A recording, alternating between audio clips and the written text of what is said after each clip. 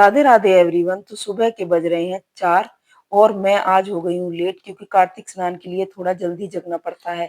तो सबसे पहले मैं गर्म पानी कर कर फ्रेश होने के लिए सबसे पहले गर्म पानी पीती हूँ। गर्म पानी पीकर मैं होने जाती हूँ फ्रेश और फिर उसके बाद मैं डायरेक्ट झाड़ू लगाती हूँ और मैं झाड़ू लगाते समय एक भजन गाती हूँ जो कि मुझे पहले से ही आदत है। मैं पहले का रूटीन फॉलो ही करती हूँ अब तक।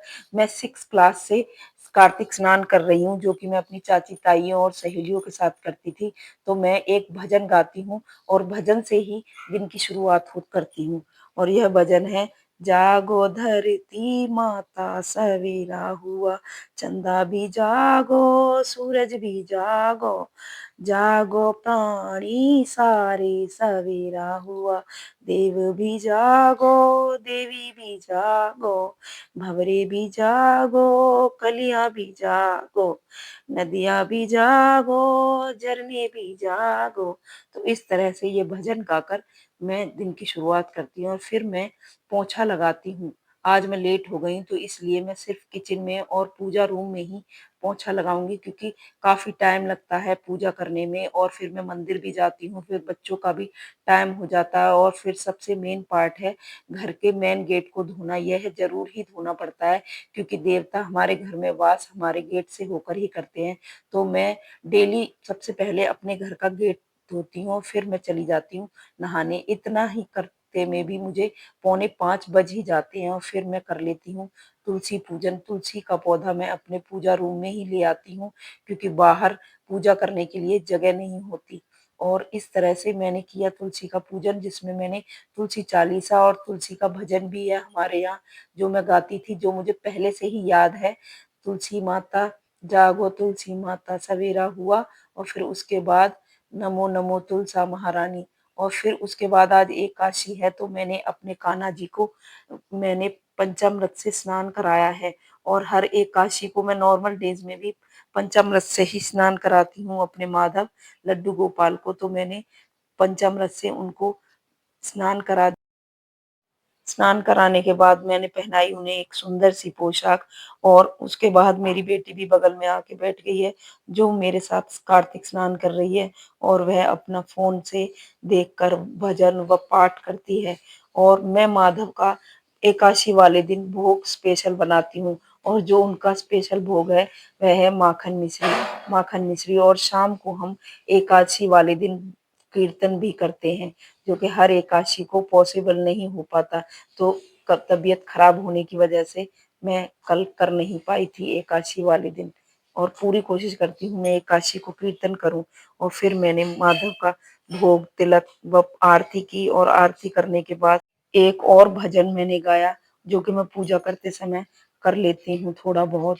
और फिर उसके बाद किए मैंने पाठ जिसमें है कार्तिक महात्म और बहुत सारी कार्तिक की कहानियां होती हैं और हर दिन की एक नई कहानी होती है इतवार से लेके शनिवार सोमवार तक की। और सारी कहानी कहने के बाद फिर मैं चल देती हूँ मंदिर।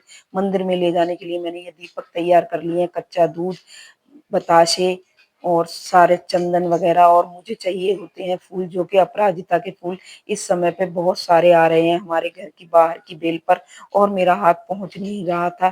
तो मैंने जगाया फिर हस्बैंड जी को और उन्होंने ये फूल तोड़कर मुझे दिए और फिर मैंने ये फूल लेकर मैं चल दी मंदिर की ओर अपनी टोकरी और पूजा का सामान लेकर। और मैंने गंगा जल भी डाल लिया और फिर मैं चल दी। हमारी गली में बिल्कुल भी डर नहीं लगता। गली की कई औरतें हैं जो कार्तिक स्नान कर रही हैं और सारी औरतें जाग जाती हैं तो बिल्कुल कोई डर की बात नहीं है। थोड़ी सी दूर पे मंदिर है और ये मंदिर बहुत ही प्राचीन है, कम से कम 50 साल पुराना। और इसकी यह मान्यता है कि यहाँ पर बहुत ही ज्यादा भीड़ होती है। लेकिन ये वीडियो मैंने शाम को शूट की है क्योंकि सुबह बहुत ज्यादा भीड़ होती है। उस दिन मैंने शाम को ही पूजा की थी तो उस दिन का वीडियो मैंने आज डाल दिया है। मॉर्निंग में बहुत ज्यादा भीड़ होती है और मंदिर थोड़ा छोटा है तो वीडियो में शूट कर नहीं पाई। यहाँ पर शिव परिवार की मैंने पूजा की, आरती की, भोग प्रसाद फूल बेलपत्र सब कुछ उन्हें चढ़ाया और इस तरह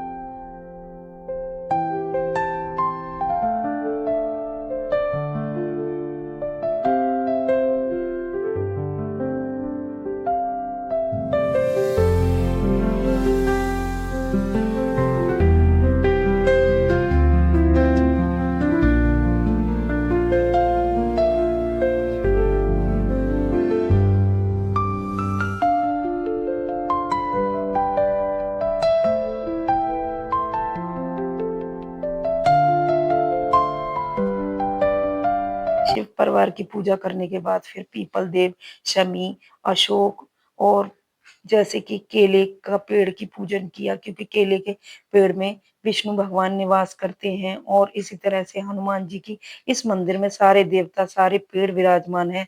तो मुझे वही अनुभूति होती है जो मैं मायके में कार्तिक मास में पूजा करती थी। कहते हैं कार्तिक मास में पीपल पतवारी की कहानी होती है, तो पीपल का भी पेड़ है इसमें और पतवारी का भी और इस तरह से मैंने इस पूजा की मंदिर और में सुबह 4 बजे से ही ऐसे ही दीपक प्रज्वलित हो जाते हैं और 4 बजे से पहले ही औरतों का हुड़दुम लग जाता है और बहुत ही मन लगता है और बहुत ही अच्छी अनुभूति होती है सुबह सवेरे पूजा करने में बहुत ही अच्छी। और इस तरह से मैंने अपनी पूजा की संपन्न और मैं आ गई घर। सबसे पहले फिर मैंने